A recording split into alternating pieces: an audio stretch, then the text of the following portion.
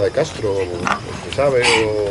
Sí, vamos a ver, ¿Por qué él, tomó esa decisión tan equivocada? bueno, por razones políticas, Supoño, claro. porque claro, hai quen con eso soga, porque decían que algúns colegas máis conservadores que a min, que era luxurioso, e que realmente, eso sí que está na crónica, a irmán de Fernando de Castro é unha moza bela, non sei que, entón, el deixou a Blanca de Borbón, que estaba casado con ela, por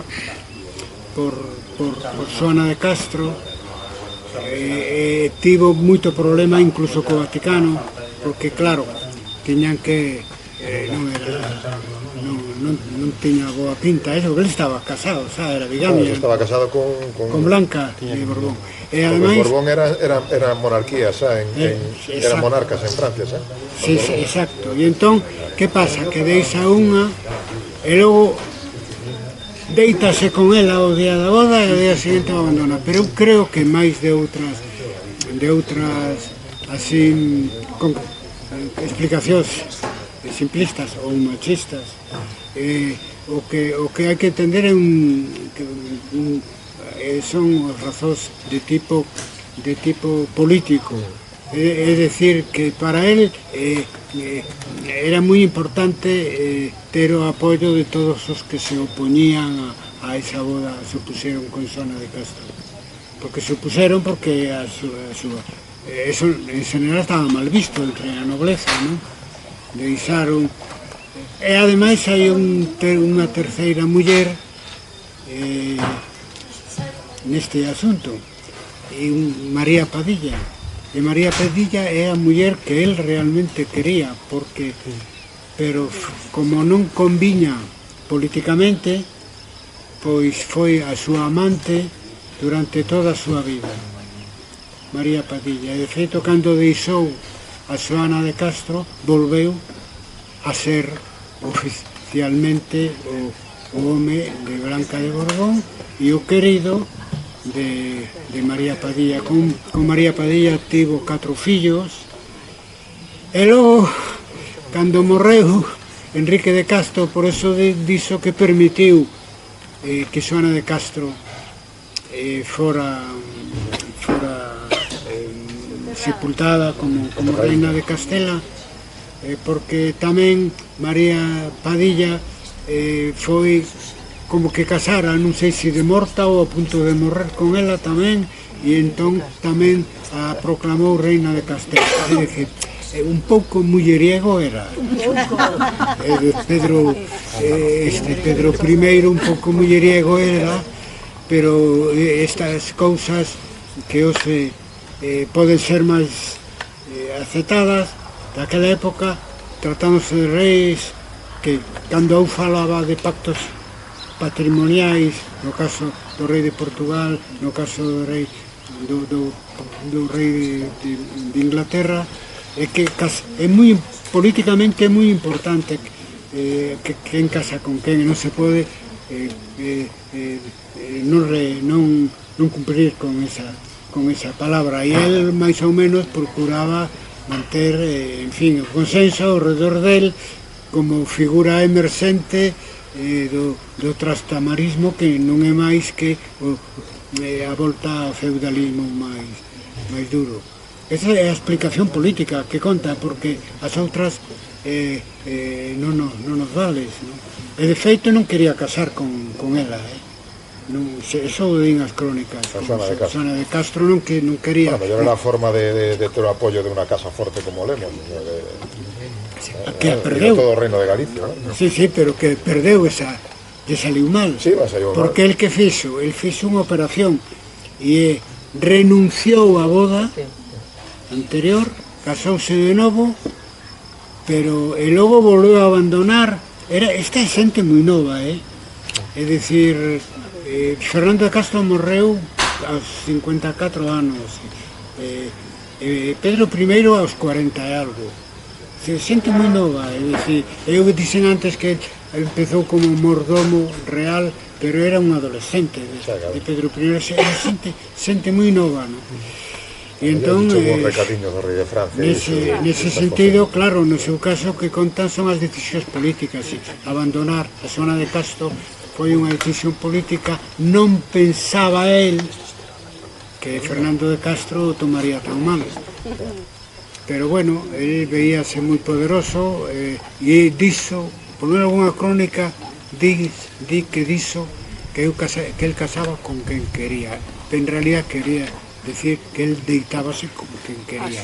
Pero que Xoana de Castro non aceitou ser amante del.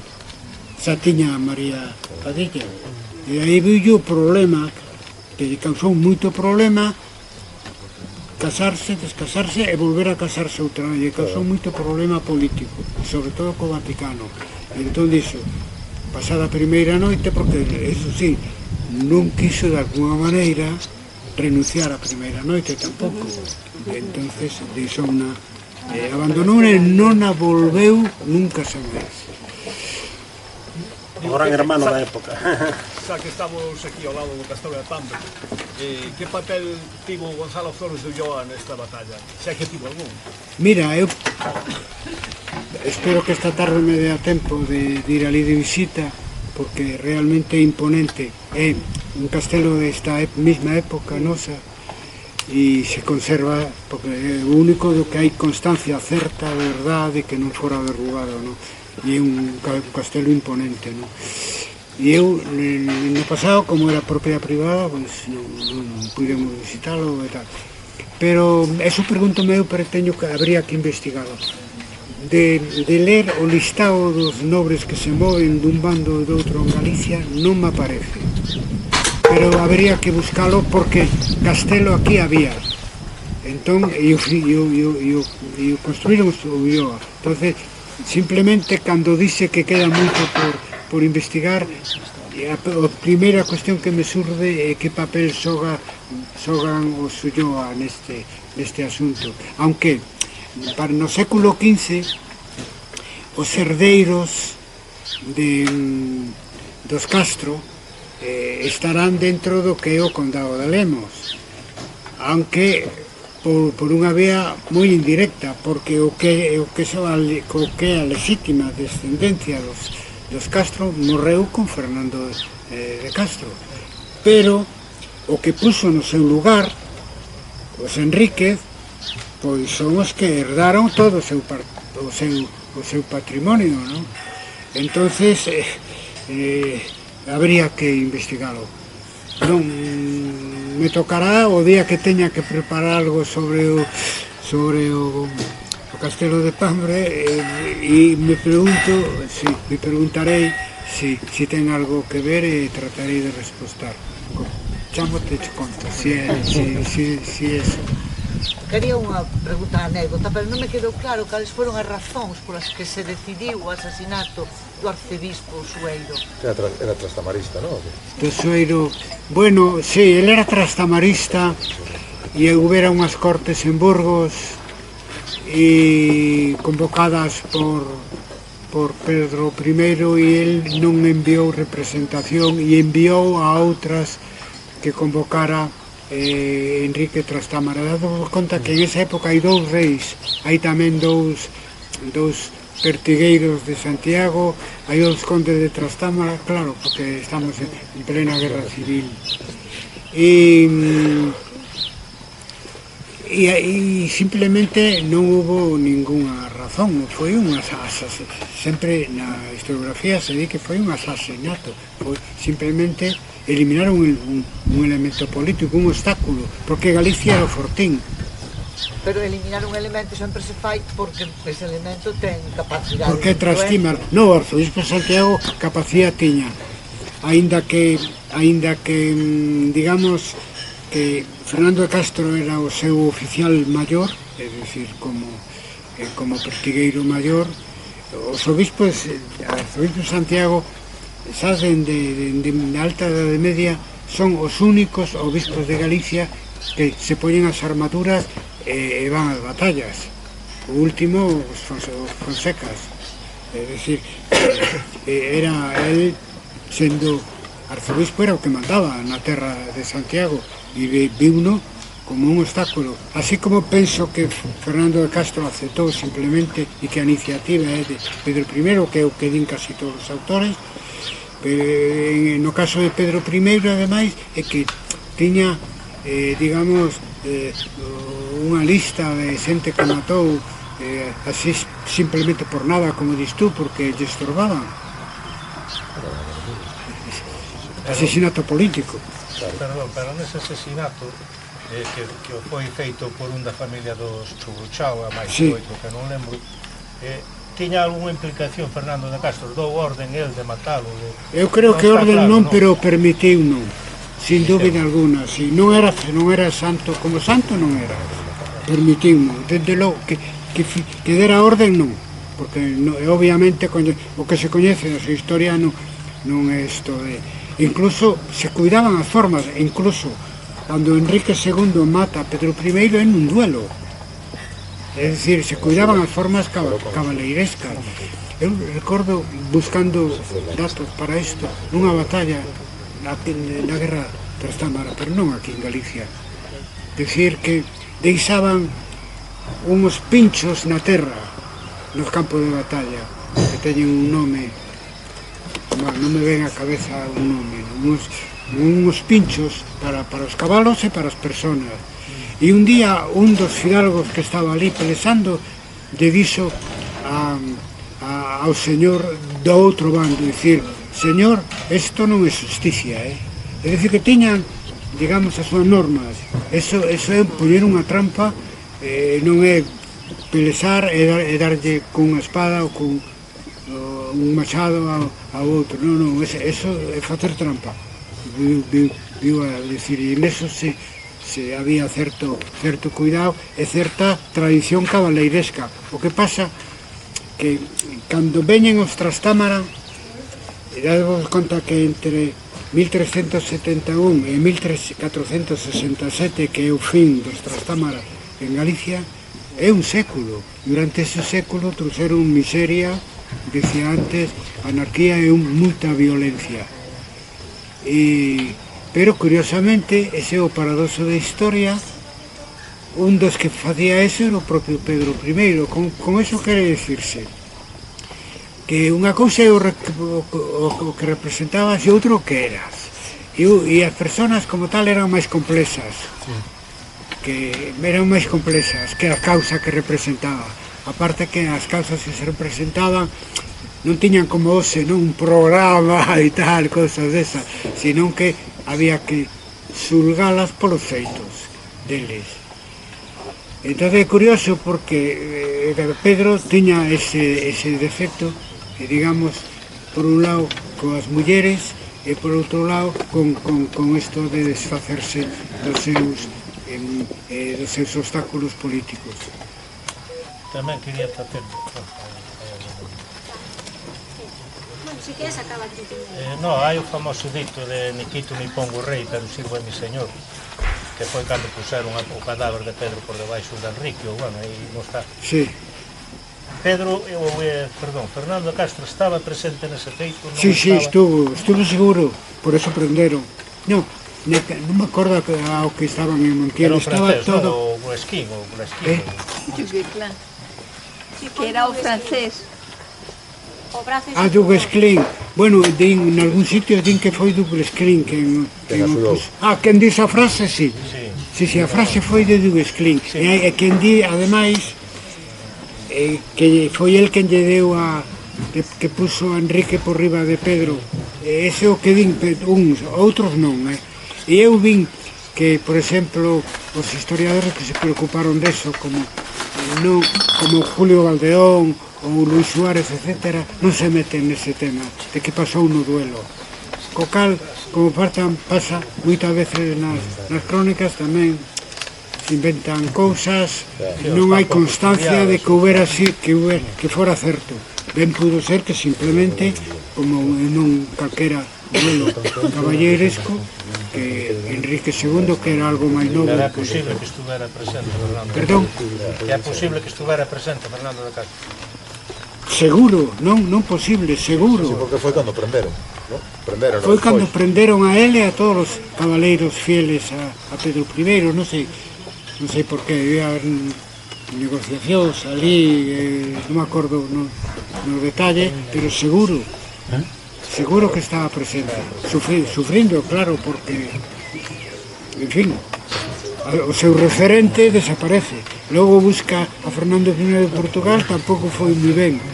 E co Duque de Lancaster non viviu para velo, pero tampouco foi ben.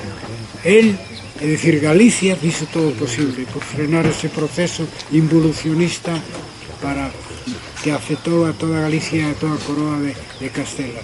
É que a nobreza de Trastámara estuvo no poder en Galicia hasta a época irmandiña.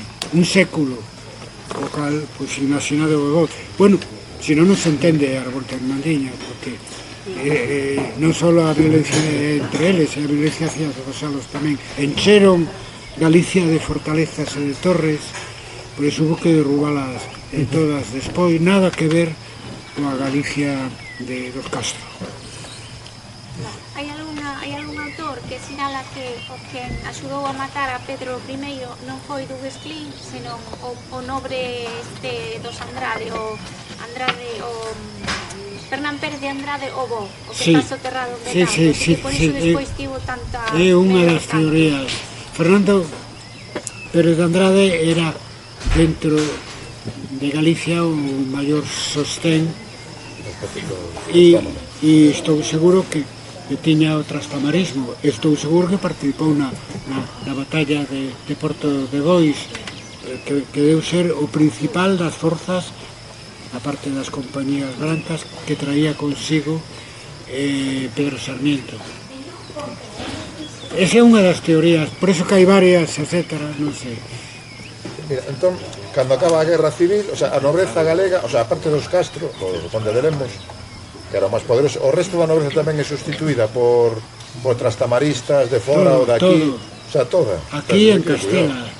Eso o dicho Salvador de Monzó e é aceptado na historiografía en fin, española completamente. O sea, hai un cambio de nobreza, hai un artigo do Padre Oro na primeira xornada de metodoloxía de historia en 73, onde fala a nova nobreza.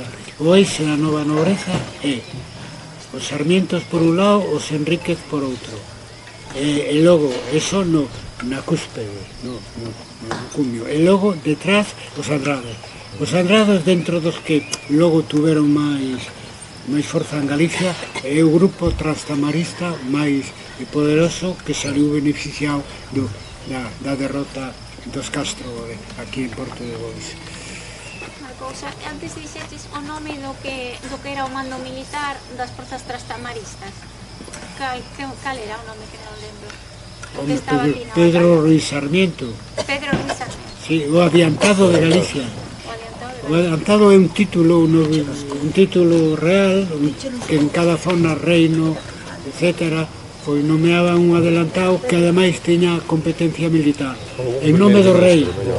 E entonces o Sarmiento mismo, que logo deron lugar ao condado de Rivadavia, ao condado de Santa Marta e tal, e todo eso, naquel momento non era nada. A partir de aí, o Sarmiento crearon un patrimonio aquí en Galicia, e os Enríquez. O problema dos Enríquez é que nunca a casa que se denominaron tamén os Enríquez de Lemos, porque ahora eran propietarios tamén de Monforte e tal, nunca chegaron a ter o apoio que tivera Fernando de Castro. Nunca, o sea, sempre foi unha das casas señoriales importantes, sobre todo Pedro Álvarez Osorio, o Conde de Lemos, de finais do século XV, importantes, pero unha máis. Sin embargo, na época dos Castro, Fernando de Castro era con moito o maior señorío laico de Galicia. Unha marcha atrás da historia, non? Porque non solamente aquí, outra parte da península moi afectada polo trastamarismo foi Cataluña. En Cataluña o feudalismo que volveu aos malos usos. E hubo tamén surdir unha revolta dos países de aí.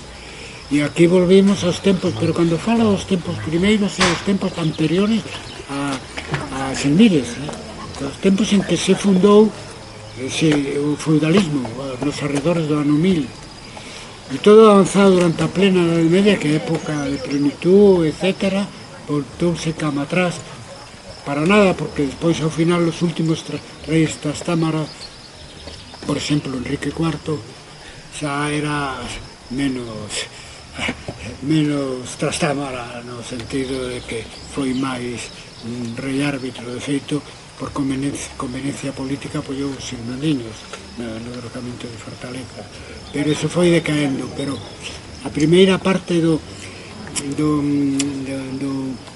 reinado de Enrique Tremendo foi tan clara esa sustitución de nobres que se chamaron hasta o día de hoxe Mercedes, es que se chamaron castelán, Mercedes e riqueñas, porque él decía no, dilapidaba o patrimonio da nobreza e o que fixera falta para crear unha nobreza que lle fora fiel. E iso é o que se chamou na historiografía española, con razón, as Mercedes enriqueñas. Un xiro cara atrás que ás veces da historia. Eso, vos xa hablando da historia contemporánea, estamos vivindo un momento así, é dicir que esas cousas pasan, pero tamén sempre volven. Vos somos ilustrados e pensamos que a idea do progreso finalmente triunfará. Outra pregunta, o matrimonio que houve entre Pedro I e Blanca de Borbón, que foi anulado por o Papa? No, eso se fixo, como decirche daquela maneira. Non recordo eso. A segunda boda se fixo contra a opinión do Vaticano porque protestou. Non. Eu creo que continuou. El simplemente pensaba que podía facelo todo, ter dúas mulleres, unha primeiro e outra despois. Claro, porque naquelas épocas, salvo que tivesen dispensa papal, non podía encontrar matrimonio. Entón, o Vaticano opúsose. De feito, cando abandonou, volveu a Blanca de Borbón. Porque ademais tiña a Blanca de Borbón, que era a muller oficial, e tiña, como sempre, disponible María de Padilla. De Padilla, claro, aí non estaba casado con ela. Non estaba casado con ela, sempre lle foi infiel. Si tuvo 4 fillos con el. Ben, se non hai máis preguntas, é mellor cerrarnos, porque parece que dá unha nube que ameaza. Vai chover, que vamos ter que encarar.